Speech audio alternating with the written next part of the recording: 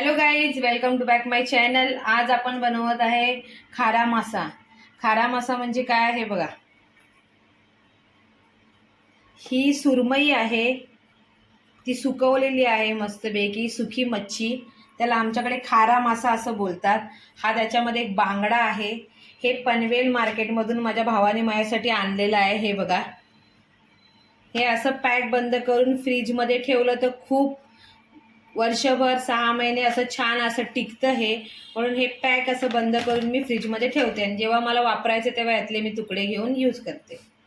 त्याचा मस्तपैकी रस्सा बनवणार आहे आज। रश्श्यामध्ये बघा आपण काय काय टाकणार आहे। कांदा आहे, टॅमॅटो आहे, कढीपत्ता आहे, मिरची हिरवी आहे, कोथिंबीर आहे आणि मस्तपैकी आपल्या झाडाची कैरी आहे। आता मे महिना चाललेला आहे, छान अशा कैऱ्या आपल्या झाडाच्याच आहेत। या सुंदर अशी कैरी कापून घेतलेली आहे। अद्रक आणि लसूणची पेस्ट त्याच्यामध्ये जाणार आहे आणि मी टेस्टसाठी थोडंसं त्याच्यामध्ये एक बटाटा कापून घेतलेला आहे बघा।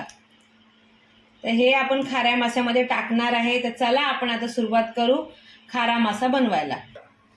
कढई ठेवली आहे गॅसवर, गॅस खालून ऑन केला आहे, मीडियम फ्लेमवर ठेवलेला आहे आणि त्याच्यामध्ये मी 2 पळ्या तेल घातलेले आहे।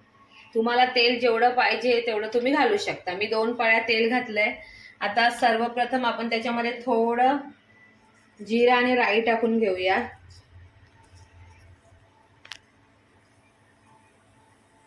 थोडी थोडी टाकूया आणि त्याच्यानंतर ती चांगली तडकली की त्याच्यानंतर आपण त्याच्यामध्ये कांदा टाकून घेऊया।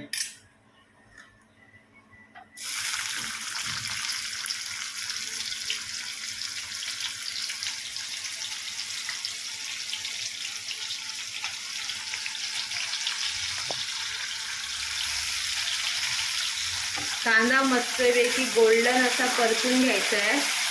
त्याच्यानंतर त्याच्यामध्ये टॅमॅटो, कैरी, हिरवी मिरची, कढीपत्ता हे सगळं टाकून घ्यायचं आहे।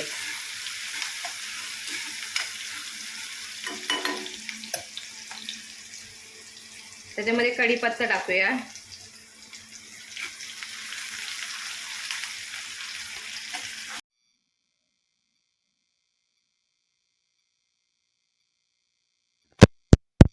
टॅमॅटो ते सुद्धा टाकून घेतला आहे मिश्रणामध्ये आणि आता मी थोडीशी अंदाजे अद्रक लसूणची पेस्ट टाकते। त्याच्यानंतर त्याच्यामध्ये थोडी आपण अंदाजाने अर्धा चमचा हळद टाकून घ्यायची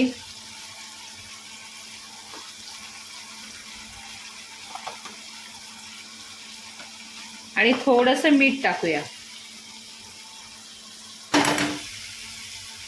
थोडंसं याच्यामध्ये मीठ टाकून घेतलंय आपल्या चवीनुसार, कारण हा खारा मासा म्हणजे तो मीठ लावून सुकवलेला मासा असतो, त्याच्यामुळे ऑलरेडी त्याच्यामध्ये मीठ असतं, त्याच्यामुळे मीठ थोडं टाकलंय। आणि हा जो मासा आहे हे बघा, हा फ्रीजमधून काढून 15 ते 20 मिनिटं अगोदर मी बाहेर ठेवलंय।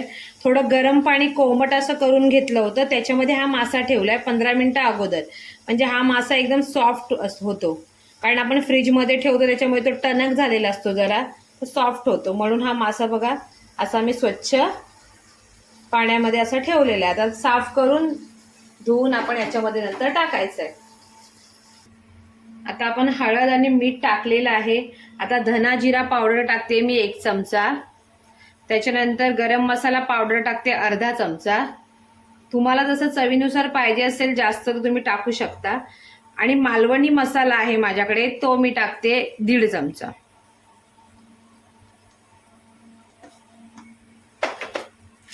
आणि त्याच्यानंतर कांदा खोबऱ्याचा मसाला आहे बनवलेला, तो मी थोडासा टाकते। हा ऑप्शनल आहे, तुमच्याकडे असेल बनवलेला तर टाकू शकता, नाही टाकलं तरी चालेल, काही प्रॉब्लेम नाही। सगळं मिश्रण व्यवस्थित हलवून घ्यायचं, एकजीव करून घ्यायचं, म्हणजे मसाला मस्त तेलामध्ये परतून घ्यायचा तर टेस्ट चांगली येते। याची तुम्ही ग्रेव्ही बनवू शकता, असं सुक्कं पण बनवू शकता, म्हणजे भाताबरोबर, भाकरीबरोबर, चपातीबरोबर तुम्ही खाऊ शकता मस्त। हे बघा किती छान असं वाटतं।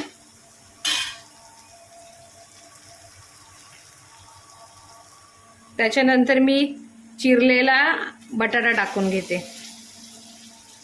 बटाटा, वांग तुम्ही टाकू शकता जे तुमच्याकडे आहे, नसेल तरीही चालेल, फक्त तुम्ही माशाचा रस्सा करू शकता। हा पण छान हलवून घ्यायचा आहे।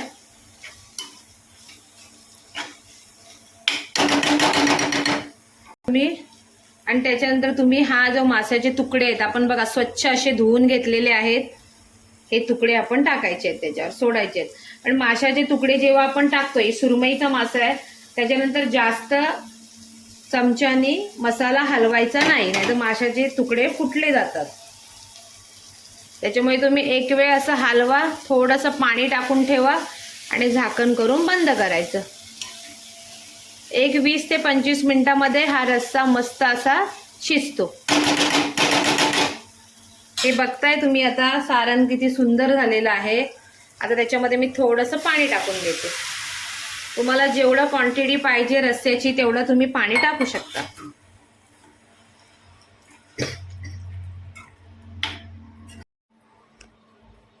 चला तर बघूया मग आपला खारा मासा किती झालेला आहे। हे बघा छान असा सुंदर असा शिजलेला आहे। आपण हलवला नाहीये, झाकण घालून ठेवलं होतं। हे बघा मासा बघा अजिबात फुटला नाहीये, विस्कटला नाहीये कालवणामध्ये। हे बघा छान असा, जास्त हलवलं नाही की असा सुंदर असा मासा तसाच्या तसा राहतो। हे बघा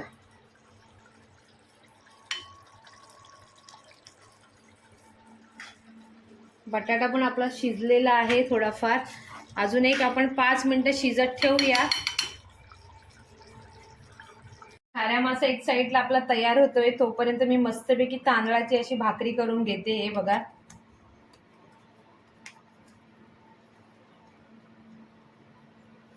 आमच्याकडे कोकणामध्ये सरास तांदळाची प्लेन म्हणजे तांदळाची, त्याच्यामध्ये काही टाकत नाहीत दुसरं ज्वारी बाजरी वगैरे, फक्त तांदळाची भाकरी बनते मस्त अशी सफेद।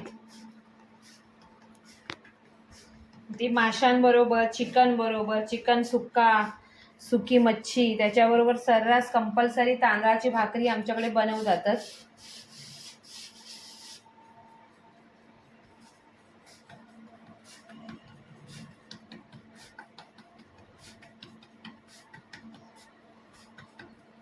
मला एवढी परफेक्ट येत नाहीये बनवायला, तुम्ही बघताय, तरी मी प्रयत्न करते, नेहमी बनवते।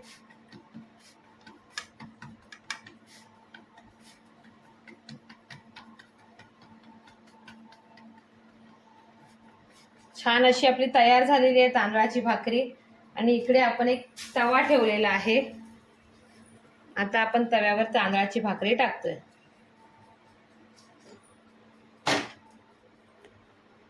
एक साईडने थोडं पाणी लावून घेतलंय भाकरीला आणि एक ते 1.5 मिनिटांनी आपण भाकरी पलटतोय।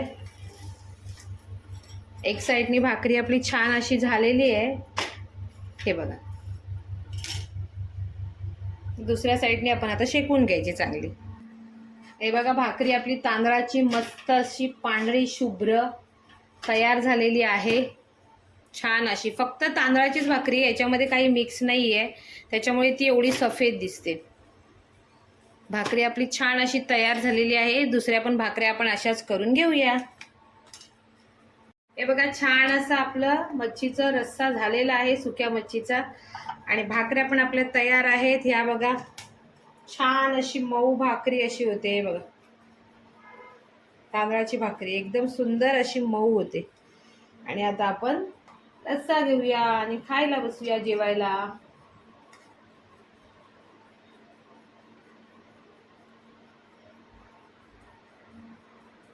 याच्यावर छान अशी कोथिंबीर टाकून घेतलेली आहे आणि डिश तयार आहे। रस्सा, सुक्या सुरमईचा रस्सा। तुम्हाला माझी ही रेसिपी आवडली असेल, तांदळाची भाकरी आणि सुक्या सुरमईचा रस्सा, तर चॅनलला लाईक करा, फॉलो करा, कमेंट्स करा। Thank you for watching.